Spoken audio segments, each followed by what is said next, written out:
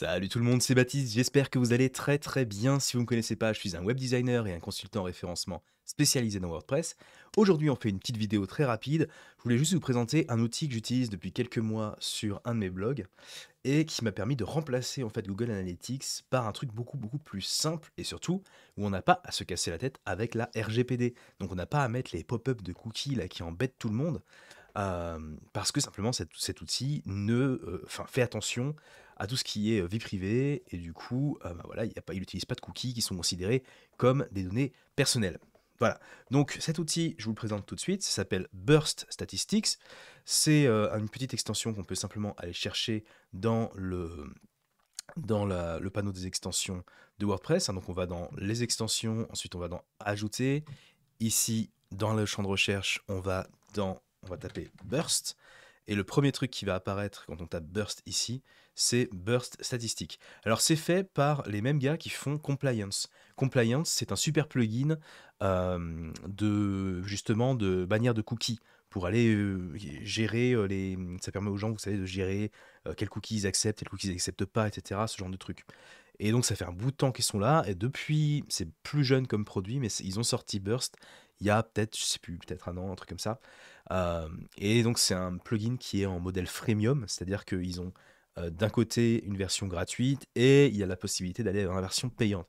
Mais en fait, ce qu'on va voir dans cette vidéo, c'est que pour 80%, 90% des cas, la version gratuite suffira. Puisque finalement, qu'est-ce qu'on a besoin quand on fait des statistiques de site, quand on est voilà un indépendant, un artisan, voilà, pas quelqu'un qui va, pas un web marketeur qui va aller voilà, mesurer le moindre truc. On a besoin de savoir combien il y a de gens qui viennent sur le site, quelle page est-ce qu'ils visitent, euh, et quels sont leurs appareils, à la limite, pour savoir, voilà, est-ce que j'ai beaucoup de gens sur mobile ou plus de gens sur ordinateur, etc. Même si en général, bon, on sait bien que ça va être 70-30, 70% de mobile, 30% d'ordinateur dans ces eaux-là.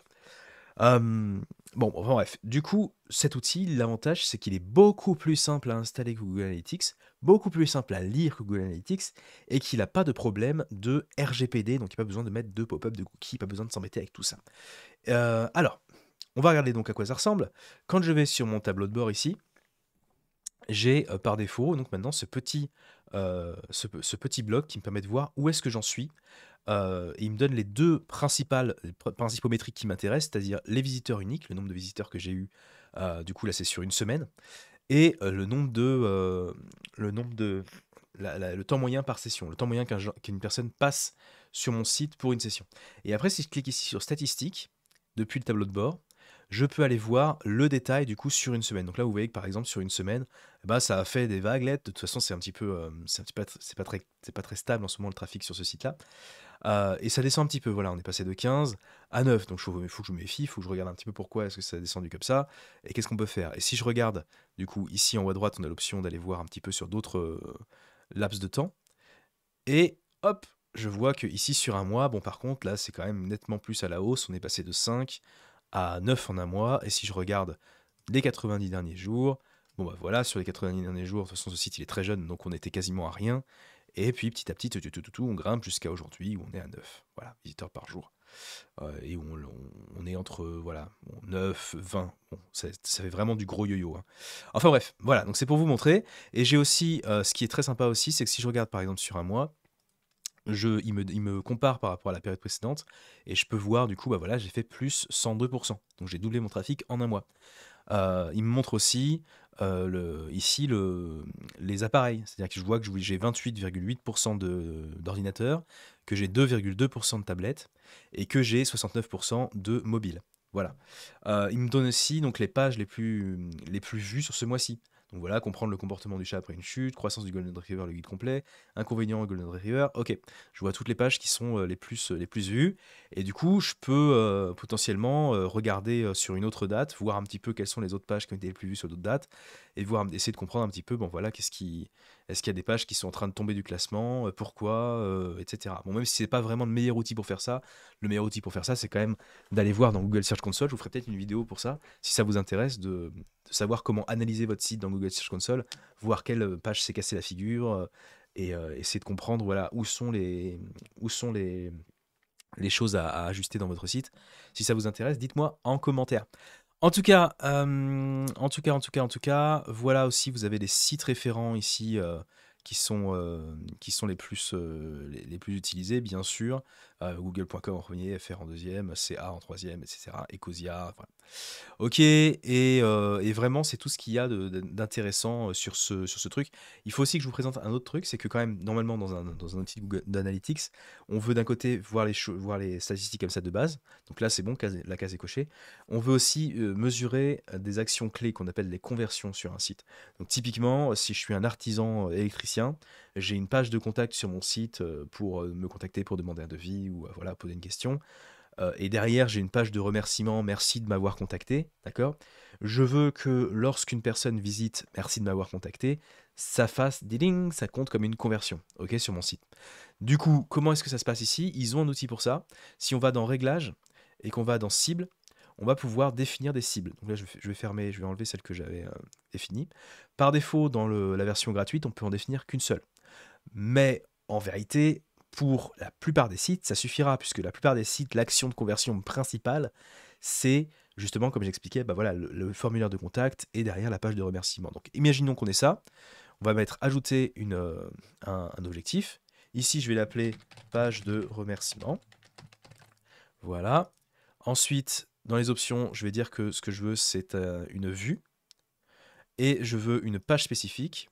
Et je veux que ce soit la page. Bon, là, j'ai pas de page de. C'est un blog, donc j'ai pas de page de contact, machin. Je vais prendre la page jouer pour Golden Retriever qui est assez bien.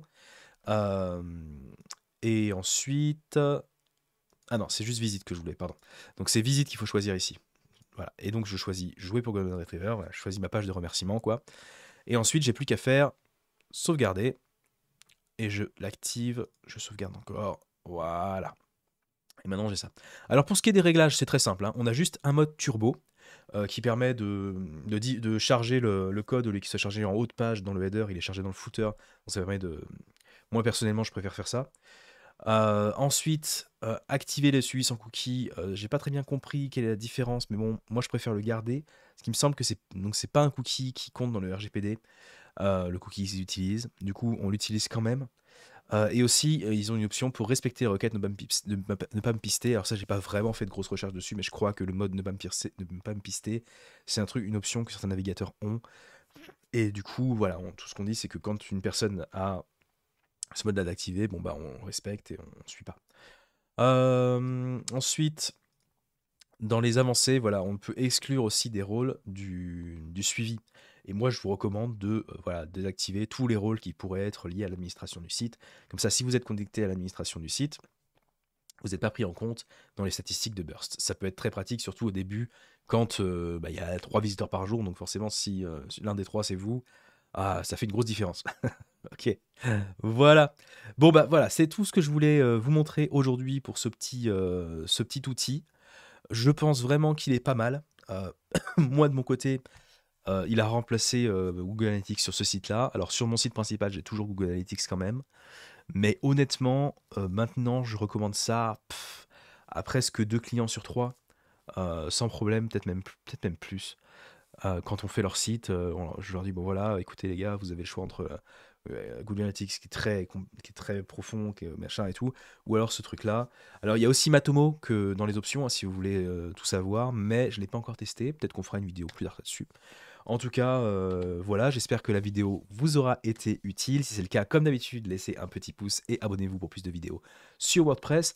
En description, vous avez les liens vers mes services, hein, puisque voilà, je réalise et je référencie des sites WordPress. Donc si vous avez besoin d'aide avec ça, il y a les liens en description. Je fais aussi des consultations en visioconférence de 1 à 1, un petit peu de coaching ou d'aide pour les gens qui ont besoin d'un petit peu d'aide ponctuelle ou de guidance dans par exemple, quand ils font du référencement, des trucs comme ça, ils veulent faire le référencement eux-mêmes, mais ils ont besoin d'un petit coup de main. C'est un truc que je propose, de les guider un petit peu. Et j'interviens aussi ponctuellement sur des petits trucs du genre l'installation d'un plugin, la refonte de la page d'accueil, ces petits trucs comme ça. Bref, ok. Vous avez aussi en description tous les liens vers les outils partenaires de ma chaîne et de mon site. Donc par exemple WP Rocket et Envato Elements. Et puis c'est tout pour la parenthèse monétaire. Je vous remercie d'avoir regardé la vidéo jusqu'au bout. Je vous souhaite beaucoup, beaucoup, beaucoup de succès avec votre site WordPress. Et je vous dis à bientôt pour une prochaine vidéo. Ciao.